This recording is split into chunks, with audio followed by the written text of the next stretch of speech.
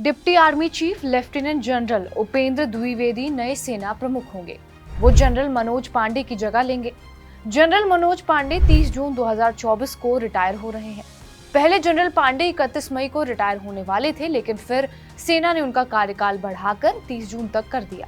आज हम भारत के नए सेना प्रमुख के बारे में जान लेते हैं। नमस्कार, मेरा नाम है रिया शर्मा और आप देख रहे हैं TV9 डिजिटल। मध्य प्रदेश के रीवा में रहने वाले लेफ्टिनेंट जनरल उपेंद्र द्विवेदी का जन्म 1 जुलाई 1964 को हुआ था। उनकी शुरुआती पढ़ाई भी सैनिक स्कूल रीवा से ही हुई। उनका जन्म एक मिडिल क्लास फैमिली में ही हुआ और माँ हाउसवाइफ रही है, तो उनके पिता माइनिंग ऑफिसर थे। जनरल नेशनल डिफेंस एकेडमी के भी वो छात्र रहे हैं और उन्होंने देहरादून में भारतीय मिलिट्री एकेडमी भी ज्वाइन की थी। इसके अलावा उनकी पढ़ाई US आर्मी वॉर कॉलेज से भी हुई है, जिसके बाद 15 दिसंबर 1984 को लेफ्टिनेंट जनरल उपेंद्र द्विवेदी सेना की जम्मू कश्मीर राइफल्स की 18वीं बटालियन में भर्ती हुए थे। लेफ्टिनेंट जनरल उपेंद्र अपने 40 साल के करियर में कई महत्वपूर्ण जिम्मेदारी संभाल चुके हैं।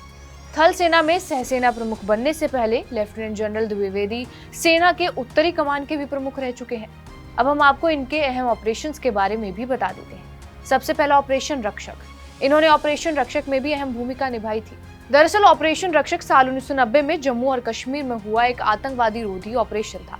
इस ऑपरेशन ने 1990 में ज्यादा क्षेत्रों को शामिल करने के लिए 1990 में सिर्फ ताकत का प्रदर्शन होने के लिए अनुकूलित किया गया था। 1991 में इस तरह के आदेश नागरिकों के घरों में प्रवेश नहीं करने के लिए, धार्मिक स्थानों में धूम्रपान नहीं करने के लिए और खड़े किसानों को नुकसान न करने के लिए बनाए गए थे। 2007 और 2015 के बीच इस ऑपरेशन रक्षक के दौरान ही 753 भारतीय सेना के जवान शहीद हुए थे।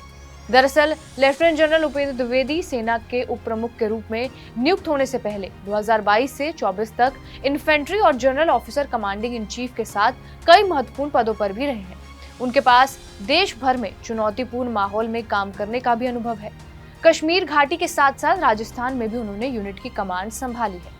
इस दौरान जम्मू कश्मीर में आतंकवाद के खिलाफ अभियानों में उनकी प्रमुख भूमिका रही है और द्विवेदी ने उत्तरी और पश्चिमी सीमाओं पर रणनीतिक मार्गदर्शन भी किया है। इसके अलावा लद्दाख में गलवान घाटी में सैनिकों में हुई झड़प और आगे चीन के साथ हुई बैठकों में भी जनरल द्विवेदी शामिल रहे थे। 2022 से लेकर 2024 में उनके कार्यकाल में उन्होंने दोनों देशों के बीच बातचीत में अहम रोल अदा किया। इसके अलावा आत्मनिर्भर भारत पहल जो सरकार द्वारा शुरू की गई थी, उसके तहत सेना के आधुनिकीकरण और उस सारे प्रोसेस की देखरेख करना जिसके जरिए भारत में स्वदेशी हथियार बन रहे थे, उस बोर्ड में भी जनरल शामिल थे।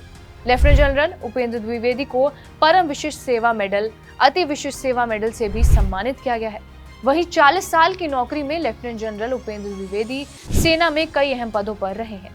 वो 2022 से 24 तक इन्फेंट्री और general officer commanding in chief भी रहे और देश के बहुत चुनौतीपूर्ण माहौल में काम कर चुके हैं। आपको ये भी बता दें कि नौसेना के अध्यक्ष दिनेश कुमार त्रिपाठी भी रीवा सैनिक स्कूल के छात्र हैं। बहरहाल आपका इस वीडियो पर क्या कुछ कहना है, हमें कमेंट बॉक्स में जरूर बताएं। बाकी देश और दुनिया की तमाम बड़ी खबरों के लिए बने रहे हमारे साथ TV9 डिजिटल पर।